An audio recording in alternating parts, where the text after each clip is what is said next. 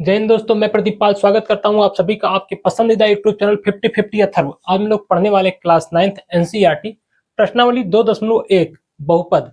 प्रश्नावली 2.1 है क्या? पहला प्रश्न, निम्न व्यंजकों में कौन कौन एक चर में बहुपद है और कौन कौन नहीं है? कारण के साथ अपने उत्तर दीजिए। तो हमारे पास जो जितने व्यंजक दिए गए हैं 5 प्रश्न हैं, इसमें से बताना कौन कौन सा एक चर में बहुपद है। ठीक, पहले प्रश्न की बात करते हैं क्या? 4x स्क्वायर माइनस का 3x प्लस 7। तो यहाँ पे देख पा रहे हैं x की घात 2 है, यहाँ पे x की घात 1 है, तो ये हमारा बहुपद हो जाएगा, क्योंकि बहुपद में पूर्ण संख्या दिखनी चाहिए चर की घात। तो चर की घात पूर्ण संख्या दिख रहा है, तो ये क्या हो जाएगा? और चर भी देखो एक ही चल रहा है, केवल x ही आ रहा है, तो क्या हो जाएगा? ये एक चर में बहुपद है। ये तो है भाई। इस पे आते हैं, वाई स्क्वायर रूट 2। तो चर हमारा क्या? y, और y की घात 2 है, तो यहाँ पे केवल y दिख रहा है, और घात 2 होने का मतलब क्या? चर की घात पूर्ण संख्या है, तो ये बहुपद तो है। फिर क्या देख रहे हैं? केवल एक ही चर y आ रहा है, तो ये भी क्या हो जाएगा? एक चर में बहुपद है। ये भी एक चर में बहुपद है। इस पे आते हैं, प्रश्न नंबर 3 है क्या? 3√t प्लस में t रूट 2। तो हमें देखना है क्या? चर। पहले चर ही देखते हैं ना। तो चर की घात देख क्या पा रहे? अगर इसको हम रूट को लिखें तो रूट क्या होता है? 1/2 प्लस टी रूट 2। तो 1/2 की मीनिंग क्या है? ये पूर्ण संख्या है क्या? चर की घात पूर्ण संख्या होगा तो बहुपद होगा। तो चर की घात पूर्ण संख्या हो ही नहीं रहा है, 1/2 पूर्ण संख्या नहीं होता, तो ये बहुपद ही नहीं है। तो एक चर की बात छोड़ ही दो। अगर जो बहुपद ही नहीं बन रहा तो उसको आगे देखना ही नहीं है। तो क्या हो जाएगा? इसमें लिखेंगे चर की घात पूर्ण संख्या नहीं है, अतः ये बहुपद नहीं है। चर की घात पूर्ण संख्या आ ही नहीं रहा तो बहुपद होगा नहीं। जब बहुपद नहीं होगा तो एक चर की बात छोड़ देते हैं। ऐसे इसमें आते हैं, ये क्या है? y, और प्लस में 2y, y चल रहा, तो जो y में हर में y आ रहा, अगर उसको ऊपर ले जाएंगे तो उसकी घात क्या हो जाती है? निगेटिव। तो ये हो जाएगा y प्लस 2, y जाएगा ऊपर तो क्या हो जाएगा? इसकी घात -1 हो जाएगी। तो -1 जो होता है वो पूर्ण संख्या होता नहीं। तो यहाँ पे क्या देख पा रहे हैं? y की घात -1 है, पूर्ण संख्या नहीं है। y की घात -1 है, -1 है, अतः यह यह बहुपद नहीं है। इस पे आते भैया, तो चर हमारा x है, x की घात 10, फिर दूसरा चर है y, y की घात 3, t की घात 50। तो इसमें जो चर आ रहा है उसकी घात तो सही चल रहा है, सब पूर्ण संख्या चल रहा है, तो ये बहुपद तो है। लेकिन कितने चर में? 3 चर में। जबकि आंसर पूछा क्या था? तो हमें एक चर में बहुपद बताना था, ये तो 3 चर में आ रहा है। तो लिखेंगे ये 3 चर वाला बहुपद है। एक चर में बहुपद नहीं है, ये 3 चर में बहुपद है। तो ये हमारा पहला प्रश्न था। प्रश्न नंबर 2 की बात करते हैं। प्रश्न 2 है क्या? निम्न में से प्रत्येक में एक्स स्क्वायर का गुणांक लिखिए। तो आपको समझाया गया था गुणांक का मतलब क्या है, गुणे में क्या आ रहा है, गुणे में क्या आ रहा है। तो एक्स स्क्वायर के गुणे में क्या आ रहा है बताना है। पहला प्रश्न देखते हैं, 2 प्लस एक्स स्क्वायर प्लस में एक्स। तो भैया एक्स स्क्वायर तो यही है, एक्स स्क्वायर का गुणांक देखना ना, एक्स स्क्वायर यही है, तो उसके गुणे में कुछ दिख रहा, आगे कुछ दिख रहा नहीं, तो क्या हो जाएगा? एक्स स्क्वायर का गुणांक इक्वल टू 1। अगर गुणे में कुछ नहीं दिखेगा तो 1 दिखेगा, 1 होता है। ठीक, ऐसे हम दूसरे वाले की बात करते हैं। है क्या? अब की बार 2 minus x square plus x cube चल रहा है, तो हमें भैया केवल एक्स स्क्वायर से मतलब है, तो उसके गुणांक में फिर कुछ नहीं दिख रहा है, तो क्या हो जाएगा? अब की बार एक्स स्क्वायर का गुणांक माइनस का 1 होगा। क्यों? क्योंकि यहाँ पे माइनस आ रहा है, तो माइनस का चिन्ह दिखाना होता है। जब भी हम गुणांक की बात करें तो चिन्ह के साथ बात करते हैं। प्रश्न नंबर 3 यहाँ पे देखते क्या? एक्स स्क्वायर का गुणांक π/2 है, π/2 एक्स स्क्वायर प्लस में एक्स है, तो एक्स स्क्वायर का गुणांक क्या दिख रहा है? π/2, तो हो जाएगा π/2, इसका आंसर हो जाएगा एक्स स्क्वायर का गुणांक। प्रश्न नंबर 4 की बात करते हैं। ये थोड़ा सा अच्छा क्वेश्चन है, रीजन पूछा क्या है, एक्स स्क्वायर का गुणांक, इसमें एक्स स्क्वायर वाला टर्म दिख रहा है नहीं, जब हमारा एक्स स्क्वायर दिखे नहीं रहा तो उसका गुणांक क्या होगा, कर देते भैया, इसकी भी जादूगरी आती है अपने को, क्या 0x², अगर मैं 0 का x² से गुणा कराऊंगा तो खत्म 0 ही तो आएगा।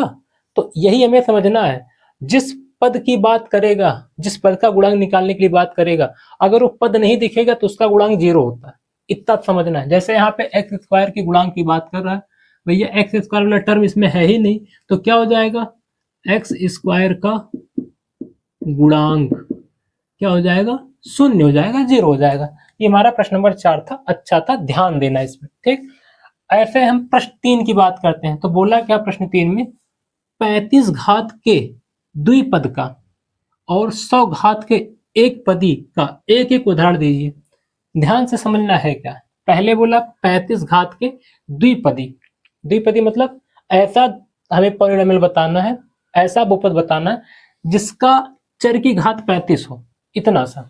तो हम देखने वाले क्या है भैया, y की घात 35 माइनस में √2, कुछ भी ले लो, हमें सीधा सा मतलब चर की घात 35 दिखना चाहिए, प्लस में क्या आ रहा माइनस में क्या आ रहा उससे फर्क नहीं पड़ता, लेकिन अगर जो हमारा चर उसकी घात 35 दिख जाएगा तो 35 घात के द्विपदी, एक पदी हो गया एक पदी हो गया, द्विपदी पॉलिनोमियल बहुपद बन जाएगा। तो ये 35 घात के द्विपदी का आंसर हो गया।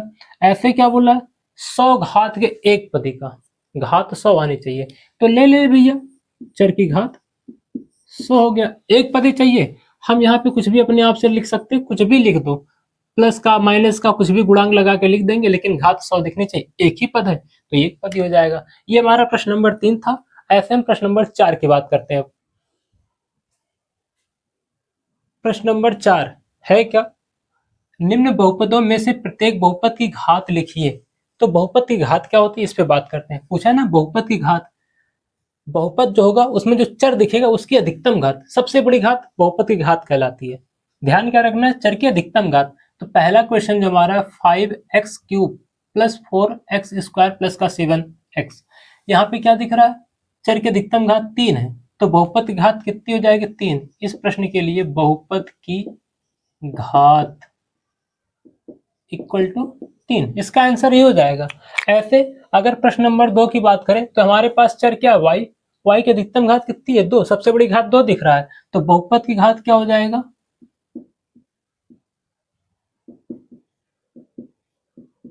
2 हो जाएगा। इस प्रश्न की बात करते हैं थर्ड वाले का, तो 5t माइनस √7, तो माइनस √7 छोड़ ही दो, पहले t देखते हैं, t की अधिकतम घात कितनी है, 1, t की सबसे बड़ी घात 1 दिख रहा है, तो बहुपद की घात क्या होगा, बहुपद की घात, घात इक्वल टू कितना हो जाएगा, 1। ये प्रश्न थोड़ा सा ठीक ठाक है, क्यों, क्योंकि इसमें बहुपद तो है ये, बस इसका चर नहीं दिख रहा है। अब चर नहीं दिखेगा तो क्या करेंगे भाई, अभी मैंने यही तो बताया ना, बहुपद में चर की घात देखनी है, तो ये तो संख्या आ रही है, तो होता क्या, अगर संख्या आ रही है तो उसमें हम ये भी तो कलाकारी कर सकते हैं खुद से भाई, 0 x की घात 0 चल रहा, x की घात 0 चल रहा मतलब किसी भी संख्या की घात अगर 0 लगाओगे तो उसका मान 1 आता है, मान 1 आता है, तो ये हमारा ये देखा जाए एक हिसाब से तो ये अचर बहुपद था। लेकिन ठीक है, अचर बहुपद की घात 0 होती है, परिभाषा से भी देख सकते थे, ऐसे भी देख पा रहे हैं, इसमें जो होगा इसका घात क्या होगा, 0 आएगा, क्योंकि अचर बहुपद की घात 0 होती है।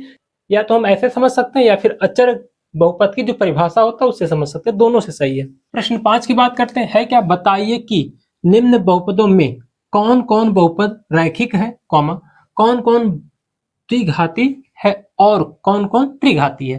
तो रैखिक बहुपद क्या होता है, जब बहुपद की घात 1 दिखे उसे रैखिक बहुपद कहते हैं। द्विघाती जब बहुपद की घात 2 दिखे, यानी चर की घात 2 दिखे। त्रिघाती का मतलब बहुपद की घात 3 हो, जो बहुपद दिखेगा उसमें अधिकतम घात 3 दिखनी चाहिए। तो इसी कॉन्सेप्ट में हम बता देंगे, पहला दिख क्या रहा है, x की अधिकतम घात 3 है, तो x की अधिकतम घात 3 होगा तो इसको त्रिघाती बहुपद बोलेंगे, ठीक। तो क्या हो जाएगा, ये त्रिघाती बहुपद हो जाएगा। तो हमारा ये त्रिघाती बहुपद हो गया। प्रश्न 2 की बात करते हैं, यहाँ पे x माइनस x³ है, x की घात यहाँ भी 3 आ रहा है, तो भैया अधिकतम घात 3 है तो ये भी त्रिघाती बहुपद हो जाएगा। प्रश्न नंबर 3 है क्या, y plus y square plus 4, y की अधिकतम घात 2, तो क्या होगा द्विघाती बहुपद। इसमें क्या देख पा रहे हैं 1 प्लस एक्स में x की घात 1 दिख रहा है, अगर x की घात 1 दिखेगा तो क्या होगा रैखिक बहुपद होगा। भैया 3t आ रहा पांचवा प्रश्न, तो t की घात 1 दिख रही है यहां भी, तो ये भी क्या हो जाएगा रैखिक बहुपद हो जाएगा। क्यों? क्योंकि t की घात 1 है, हमें घात देख के ही बताना है। फिर उसके बाद क्या देख पा रहे आर स्क्वायर, आर स्क्वायर का मतलब है 2 आ रहा है, तो घात 2 आएगा तो क्या हो जाएगा द्विघाती बहुपद। अधिकतम घात की बात कर रहे थे, ऐसे 7x³ आ रहा है, तो x की घात 3 है, तो ये क्या हो जाएगा त्रिघाती बहुपद हो जाएगा। बस इतना सा हमें लिखना है क्या है कैसे है।